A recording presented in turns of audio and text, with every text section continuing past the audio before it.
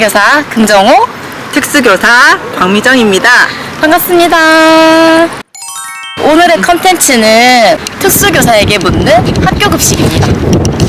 저희는 지금 성주에 네, 아주 산 좋고 물 좋은 좋고 공기도 아주 좋은 곳에서 휴가차 즐기면서 네, 저희 지금 사실 놀러 왔는데 너무 경치도 좋고 지금 유튜브를 찍고 있습니다. 오늘은 특수 선생님께 여쭤보는 학교 급식에 대한 그런 꿀팁에 대해서 조언을 얻어보려고 모셨어요. 감사합니다.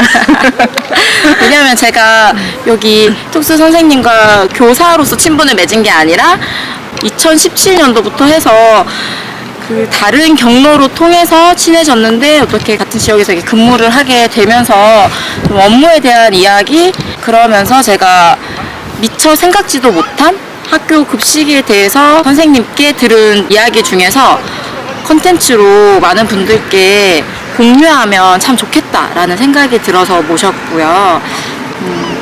저도 그 산업체에서 근무를 했었고 학교에서는 초등학교에서 근무를 했는데 특수 학교에서는 근무한 경험이 없어서 특수 학생의 급식에 대한 이해도가 제가 조금 부족하지 않나, 그래서 많은 도움을 얻고자 이렇게 모셨고, 저희가 또 어디에 발령 날지 모르는 거잖아요. 유치원, 초등학교, 중학교, 고등학교, 특수학교까지 다 발령이 날 수 있는데 특수학교에 있는 학생들에게 조금 더 도움이 되는 급식이 없을까, 그런 부분에 대해서 조언을 얻어보겠습니다. 와. 저를 우선 소개하자면 저는 언어치료사로 오랫동안 근무를 했어요. 하다가 이제 뭐 저를 더 성장시키고자 다시 또 대학원에 갔고, 대학원에서 졸업을 한 다음에 임용을 쳐서 이제 합격한 그런 특수교사인데, 저도 뒤늦게 특수교사가 되었던지라 제가 했던 말들이 모두 정답은 아닙니다. 하지만 저의 이제 이런 노하우로 영양교사 선생님들에게 조금이나마 도움이 될 수 있다면 좋아서 이렇게 참여를 하게 되었고요. 저희들은 이제 장애 학생뿐만 아니라 특수교육을 받는 모든 학생들을 특수교육 대상자라고 해요.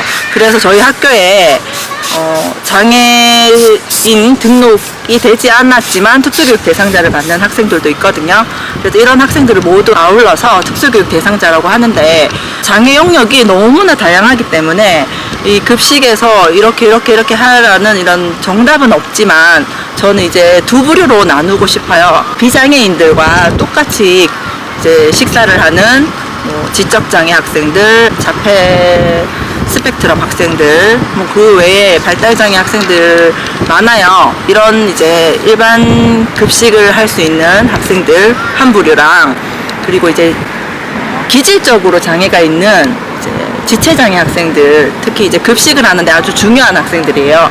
이런 학생들 두 부류로 나눈다면 이제 어떻게 급식을 해야 할까? 그거 두 부류로 잡고 가면 될 것 같아요. 진짜 이 꿀팁을 전수해 주실 거예요. 왜냐하면 여기 계신 특수 선생님께서는 특수 학교에서 근무를 하신 것뿐만 아니라 병원 임상에서도 근무를 했었고 언어치료사로도 근무한 경험이 있어서 정말 아이들을 가까이서 보고 먹는 것에 어려움을 겪고 어떻게 도움을 주면은 좋을지에 대해서 많이 공부를 하셨기 때문에 또 임상 영양사님들이 줄 수 있는 또 도움이 있겠지만, 특수 선생님께서도 충분히 저희와 교집합이 있는 부분이 있어서 그 부분에 대해서 두 부류가 있다고 하셨는데, 네. 연하곤란이 있거나 기질적으로 그렇죠. 문제가 있는 학생에게는 조금 각별히 주의해야 할 점이 있을 것 같아요. 그 점에 대해서 설명해 주시면 감사하겠습니다. 네. 저는 이제 현장에서 보면 특히 자폐 학생들 같은 경우에는 감각에 민감하거나 아니면 둔감하거나 이런 경우가 거의 대부분이거든요.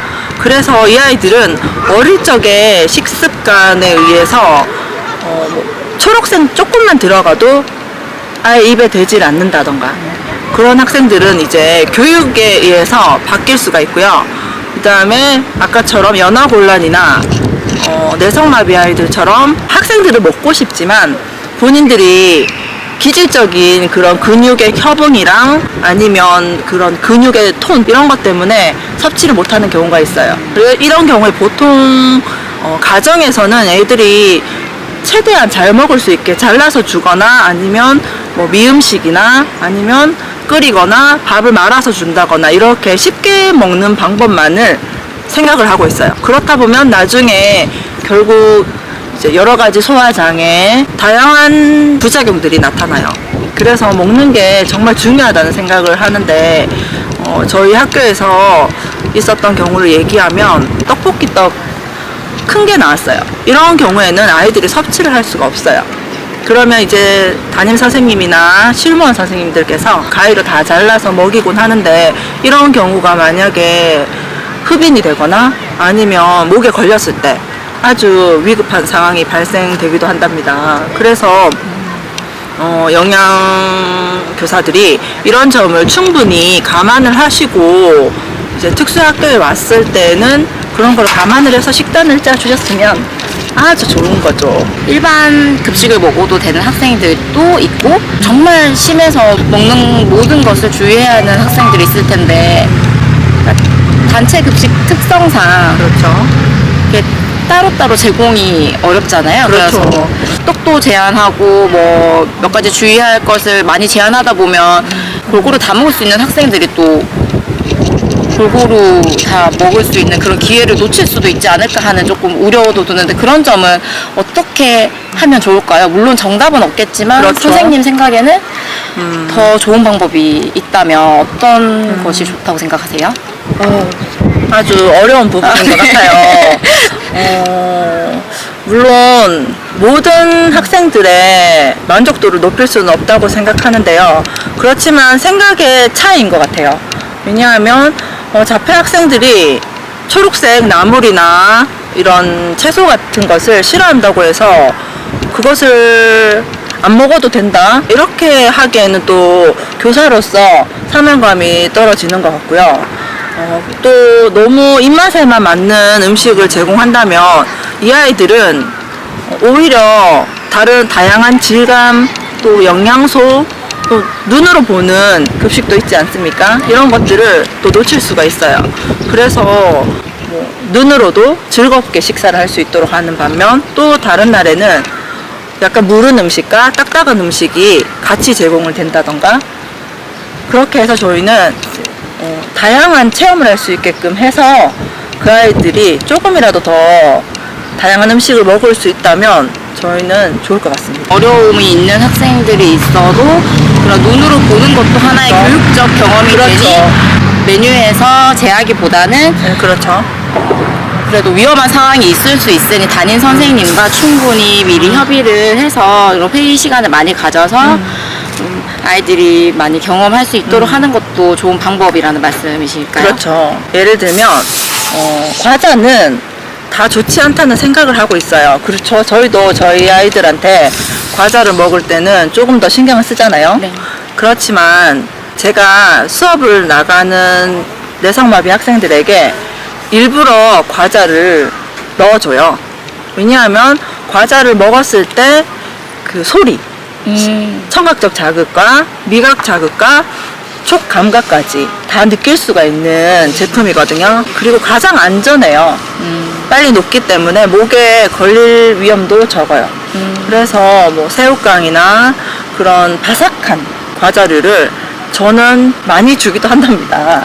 그런 것처럼 이 아이들이 못 먹는다고 해서 아니면 먹기 어렵다고 해서 제한을 할 게 아니라 계속적으로 연구를 하면 더욱더 좋은 또 제품들이 나올 수 있을 것 같다는 생각이 들어요. 그렇겠네요. 그리고 그 선생님께 들었을 때 제가 저도 미처 생각지 못했는데 정말 그렇겠구나라고, 저희가 평상시에 이제 산책하면서 나눈 대화 중에 이 이야기를 꼭 소개해드리고 싶거든요. 어떤 이야기였냐면 강아지가 옆에 시골이에요. 그래서 특수 학교인데 이제 급식 식단이 나왔잖아요. 네. 그날 메뉴가 소떡소떡인가요? 맞아요. 소떡소떡 꼬치가 나왔는데 국에 또 어묵탕이 나와서 어묵도 꼬치류가 나와가지고 아마 꼬치 어묵국이었겠죠? 그래서 꼬치가 그날 식판에 2개가 있었다 그랬는데 특수학교에서는 이 꼬치류가 사실 이 힘 조절이 어려운 학생들도 많고 해서 좀 위험하잖아요. 그렇죠. 네, 식단 작성할 때 일반 학교에서는 그 꼬치류가 2개가 있다고 해서 문제가 되는 건 아니기 때문에 생각을 못했던 부분인데 선생님의 얘기를 듣고 그렇겠다. 특수학생들이 그 꼬치를 이렇게 빼서 먹는 것도 힘들어하는 학생들이 있는데 이게 2개가 나오고 그게 목을 찔릴 위험이 있는데 선생님 한 분이 아이들이 임장지도를 그 담임 선생님께서 해주신다고 해도 위험한 상황이 생길 수도 있겠구나 라는 거를 그때 제가 처음 깨달았거든요. 특수학교에 대해서. 그래서 제가 나중에 발령이 나면 특수학교를 발령이 나면 특수학생들에 대한 공부를 좀 많이 연구를 해야겠다, 식단에 대해서. 그렇게 생각이 들어서 많은 도움이 됐었는데 그러한 일하고 또 있을까요? 아니면 그때 일화를 다시 얘기해 주셔도 좋고. 물론 비장애 학생들이나 그런 꼬치류를 좋아하는 아이들도 많아요. 다양하게 또 재미있게 먹을 수 있고 떡과 뭐 소시지 이런 것들을 다 좋아하니까 이렇게 나왔던 것 같아요. 그런데 그때 사실 반응이 초등학교 저학년 선생님들은 이제 일일이 다 가위로 잘라줘야 돼요. 그렇게 되면 다 꼬치를 그래서 빼서 다 잘라줘서 그러면 이제 식사 시간도 너무 길어지고 선생님들의 이제 부담이 너무 커지거든요. 선생님들이 이제 당황하는 그 눈빛, 그 식단을 보고 당황했던 그 눈빛이 기억이 나요. 그래서 저도 이렇게 봤는데 이제 막 과일로 일일이 그 식판 하나하나 다 잘라주고 계신 거예요. 그렇게 해서 또 아이들이 잘 먹으면 괜찮은데 떡 같은 거는 정말 저희가 유심히 봐야 돼요.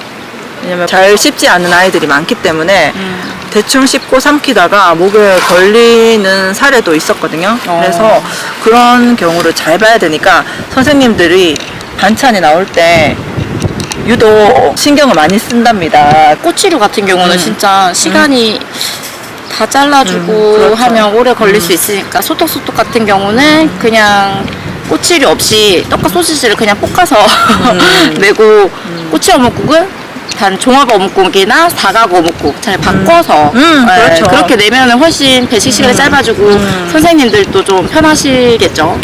그렇겠죠? 맞아요. 도움이 되는 말씀 감사드립니다. 자폐 학생들 같은 경우에는 워낙 편식이 심해요. 그래서 이제 어떤 선생님들께서는 이제 인권의 문제로 인해서 그냥 그래 뭐 먹기 싫은 거 억지로 먹지 마라 이런 선생님이 계시는 반면 또 어떤 선생님들께서는 하나하나 또 다 맛을 봤으면 좋겠고 입안에 넣어봤으면 좋겠고 뱉을지언정 음식을 가지고 실갱이를 많이 해요. 특수학교에서는 큰 소리도 많이 난답니다. 밥을 먹다가 애들을 또 소리 또 지르기도 하고 그런 경우도 있고 사실 먹는 게 정말 중요하다고 생각하는 사람이거든요. 저는 영양 교사가 배식 시간에 급식 지도를 하잖아요. 식생활 지도를 하는데 뭐 편식 지도라든지 뭐 젓가락 사용법이라든지 이런 거 저는 하고 있는데 특수 학교에서 영양 식생활 교육을 배식 시간에 한다면 어떤 방법으로 하는 게 가장 아이들에게 그리고 담임 선생님들께도 도움이 되는 방법이라고 생각하세요? 이 영양소가 이렇고 여기는 뭐 어떤 점에서 좋고 패스트푸드점은 어떤 점에서 안 좋고 이런 것을 설명을 한다고 해도 한 몇 % 정도 아이들이 인지를 할 수 있을까 그런 고민이 되고요. 저희가 아주 어렸을 적에 부모님이 저희한테 했던 식사 지도 방법 그런 것들을 사실 몸소 그냥 보여주는 것밖에 없어요. 네. 그러니까 제가 시범 모델링이 되는 거죠, 아이들한테. 네, 그렇죠. 그래서 저희가 정말 맛있게 먹는 그런 장면을 보여준다던가 옆에서 같이 맛있게 먹는다던가 그런 방법이 오히려 모델링이 될 수 있어요. 그런데 뭐 이게 영양소가 이러니까 이렇다, 이걸 먹어야 된다, 그리고 뭐 살이 찐다, 이런 것은 사실 그렇게 아이들이 깊게 생각을 하지 않을 것 같아요. 그래서 제가 생각하기에는 오히려 그것을 가정과 연계하는 게 가장 중요하다고 생각해요.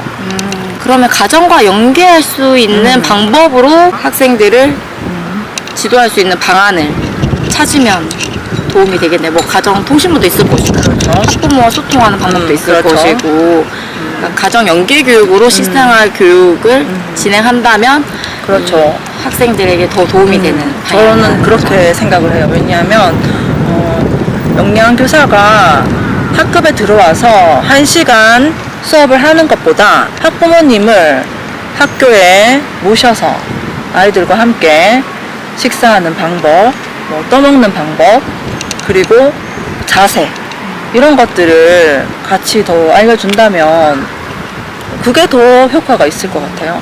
제가 나중에 특수학교 발령이 나면 도전해보겠습니다. 네네. 조금 부담스럽긴 하지만. 네. 제가 우선 오늘 재밌을 것 같아요. 했던 얘기들이 거의 지체장애에 맞춰서 많이 말을 했어요. 어려움을 네. 겪는 그렇죠. 증상이 너무 다양하니까 어떤 한 부분에 초점을 맞춰서 말씀을 해주시기 어려웠을 텐데 그래도 그런 전반적인 점에서 말씀해 주셔서 너무 감사드립니다. 네. 그리고 뭐 마지막으로 한마디 네. 더 한다면 특수교육 대상자들 중에서 지체장애 학생들에게 급식 먹는 것은 정말 삶입니다. 삶이어서 이 아이들이 얼마나 어떻게 잘 먹느냐에 따라서 이 아이들의 평생 건강이 좌우하고, 그렇기 때문에 저희 특수교육 대상자들을 조금 더 염두에 두시고 식단을 짜주시면 너무나 감사하겠습니다. 아, 그럼요. 너무 감사합니다. 굉장히 영양쌤들을 사랑하시는 특수쌤이에요. 제가 이게 임용 공부를 할 때도 거의 비슷한 시기에 공부를 했었고, 그때 제가 공부를 시작했을 때 이제 영양 선생님들이 학교에 얼마나 필요한 그러한 존재인지에 대해서 저보다 더 열정적으로 저에게 말씀해 주신 분이셔가지고 정말 애정을 갖고 있고, 그래서 좀 더 학교 급식에도 더 이렇게 애정 어린 관심으로 봐주시고, 그래서 저에게 도움이 되는 꿀팁도 많이 알려주시거든요. 특수학교에서 근무하는 영양 선생님을 저도 뵌 적은 있지만 교직원들한테서 또 듣는 거는 또 다른 좋은 꿀팁들이 많은데 워낙 마음들이 다 좀 착하셔가지고 조금 어렵거나 제한하는 부분은 조심스러워서 말을 못 하시는 분들도 있으신데 이렇게 흔쾌히 말씀해 주셔서 진짜 너무 많은 도움이 될 것 같아요. 제가 더 많이 배우고 가는 것 같아요. 제가 나중에 특수학교 가면 만나서 저희가 만날 수 있을까요? 만날 수 있을 것 같아요. 그럴 그쵸? 수 있을 것 같아요. 진짜. 저희 같은 도니까 같은 도에서 근무를 하고 있고 집도 가깝고 맞아요. 언제든 발령이 나면 만날 수 있을 것 같습니다. 많은 도움이 됐는지 모르겠지만 저도 너무 두서없이 말한 것 같아가지고 저 갑작스럽게 이렇게 긍정호 맞아요. 선생님께서 저한테 이렇게 인터뷰를 요청하셨어요. 오늘 놀러 왔는데 지금 캠핑 의자에 네. 정말 지금 이 수영장도 있고 지금 방금 부대찌개 끓여 먹고 그래요. 놀다가 양치하고 이렇게 갑자기 왔거든요. 왔어요. 네. 그래서 제가 다음에는 조금 더 자료를 준비를 해서 한 번 더 말씀을 드리고 싶어요. 너무 아쉽네요. 아, 정말요? 그러면 다음에 또 모셔가지고 재밌는 얘기, 도움되는 얘기 많이 들려주시고 그러면 우리 학교 급식을 위해 써주시는 이 보시는 영양쌤들에게 응원의 한마디. 그러게요. 저도 정말 이 친구를 만나면서 영양교사에 대해서 정말 많은 것을 알게 되었어요. 영양교사는 학교에서 정말 큰 영향력이 있는 사람들인 것 같아요. 그래서 여러분들은 그 자부심을 가지고 학생들의 식생활, 교직원들의 식생활을 위해서 정말 자부심을 가지고 일해주시면 감사하겠습니다. 화이팅! 화이팅! 그러면 다음에 또 나와주셔야 돼요. 아, 그럴까요? 네. 다음에 조금 저희가 좀 프리하게 이렇게 네, 너무 프리하게 왔습니다. 제가 컨텐츠 찍는다고 말도 안 하고 지금 캠핑 복장으로 오셨다가 다음에 단정하게 또 네, 인사드리겠습니다. 다음에는 철저하게 준비된 자세로 네. 오겠습니다. 오늘은 그냥 날 것 그대로도 너무 좋은데요. 그런가요? 야생미 넘치고. 아주 좋은 곳에서 아주 건전한 대화를 나눈 것 같아요, 우리. 네. 너무너무 감사드리고 강미정 특수교사님을 모시고 오늘 많은 이야기 나눠봤고요. 다음에 또 도움 드릴 수 있는 이야기 들고 찾아오겠습니다. 그러면 인사드릴까요? 네. 어떻게 하나요? 인사는? 제가 늘 마지막에 하는 시그니처 어떻게 하나요? 클로징 멘트가 있는데 네. 오늘 또 영양한 하루 보내세요. 안녕입니다. 아, 그런가요? 네, 그럼 네. 같이 외쳐주세요. 네. 하나, 둘, 셋. 오늘도 영양한 하루 보내세요. 안녕.